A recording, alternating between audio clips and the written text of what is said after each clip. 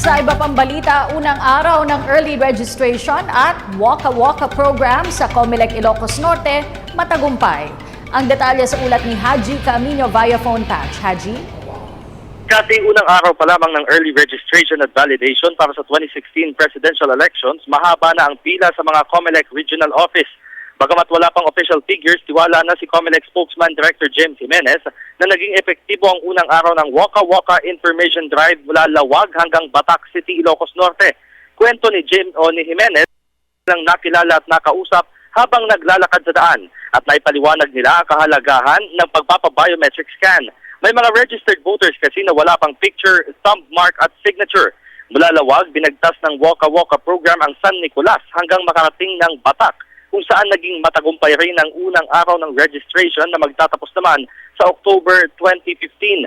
Nagpapasalamat si Jimenez at maging si Chairman Sixto Brillantes Jr. dahil sa mainit na pagtanggap ng mga taga Ilocos Norte. Kaninang alas 4 ng hapon, Kati, ay sinabaya panghihikayat sa mga botante sa Farmers Festival ng Batac City kung saan dumalo rin si Ilocos Norte Governor Amy Marcos. Bukas ay tatahakin naman ng grupo ni Jimenez ang bayan ng Badok na siyang boundary ng Ilocos Norte at Ilocos Sur. Kasama si Cameraman Romel Tagbas para sa Telebisyon ng Bayan, Haji Camino. Maraming salamat, Haji Camino.